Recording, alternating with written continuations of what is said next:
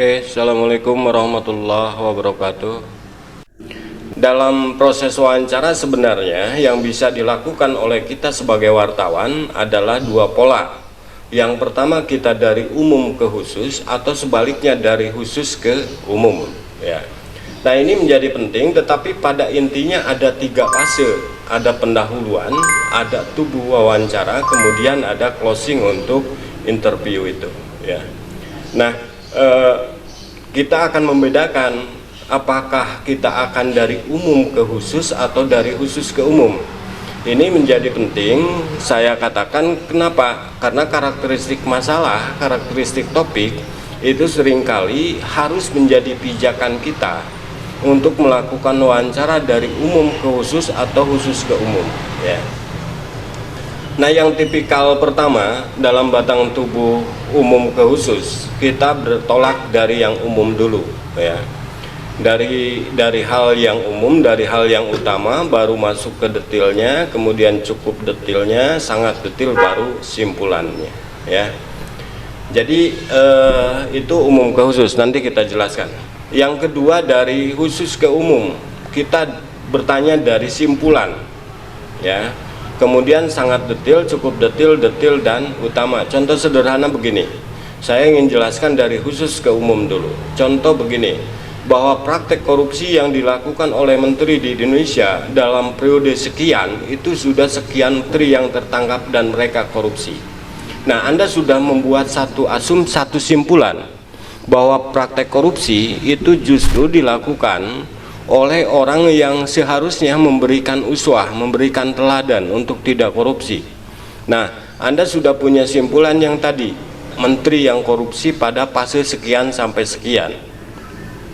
Dari simpulan itu Anda kemudian mengajukan pertanyaan, ya, dengan narasumber yang mana gitu. Misalnya dengan narasumber pakar hukum misalnya. Anda bicara, Pak, menteri itu kan orang penting yang mestinya menjadi teladan, dan selama fase sekian sampai sekian itu yang tertangkap melakukan korupsi sebanyak 3. Nah, pendapat Bapak gimana ini?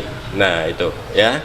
Nanti narasumber akan memberikan jawaban. Ya, karena menteri yang diseleksi itu tidak didasarkan pada rekam jejak yang baik.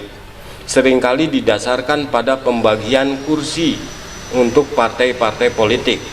Jadi presiden sebagai penentu siapa yang akan menjadi menteri seringkali didasarkan pada dasar pembagian kuota untuk setiap partai, bukan karena kompetensinya misalnya.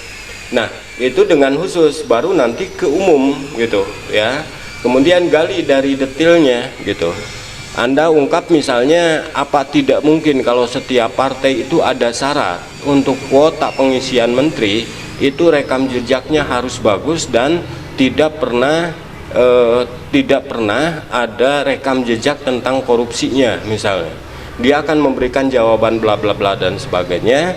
Nah, itu yang sangat detailnya. Kemudian Anda ke cukup detailnya, baru nanti ke yang lebih detail lagi, ya, bahwa korupsi di kalangan menteri itu memang termasuk sangat rentan karena peluang untuk korupsi itu sangat tinggi gitu. Kenapa sangat tinggi, bla bla bla dan sebagainya, itu secara detail akan dijelaskan, ditambah dengan tanggung jawab partai yang nyaris tidak ada ketika menteri yang diajukannya itu melakukan praktek korupsi. Bahkan dalam kasus tertentu ketika menterinya korupsi dan diganti menterinya, itu muncul dari partai tersebut lagi. Jadi tidak ada semacam regulasi. Kalau korupsi berarti kuotanya hilang, diganti oleh menteri dari partai lain misalnya. Itu sudah mengerucut ke detailnya, baru nanti Anda ke umumnya. Nah, kira-kira Pak, komentar Bapak untuk praktek korupsi di kalangan menteri itu tidak terjadi, apa yang harus dilakukan? Apa perlu regulasi khusus, ya, yang lebih berat bagi para koruptor yang termasuk kategori kakap gitu, ya. Nah, itu dari simpulan dulu. Anda menyimpulkan tadi, baru Anda masuk ke masalah korupsi secara umum, kira-kira apa solusinya, ya. Oke. Nah, itu yang khusus ke umum. Sekarang kalau umum ke khusus tinggal dibalik saja gitu, ya. Jadi Anda bisa bertanya, misalnya ke narasumber bahwa praktek korupsi itu di Indonesia itu sudah sangat luar biasa parahnya, termasuk para menteri itu sendiri. Nah ini umum, kira-kira ada nggak regulasi yang bisa membendung agar para menteri itu tidak melakukan korupsi? Ini umum ya. Nah baru nanti si pakar itu akan bicara bla bla bla dan sebagainya, susul lagi. Apa masih kurang gitu regulasi, undang-undang ataupun apa itu yang selama ini dilakukan ya, detail ya. Nanti ada beberapa undang-undang misalnya yang berkaitan dengan korupsi.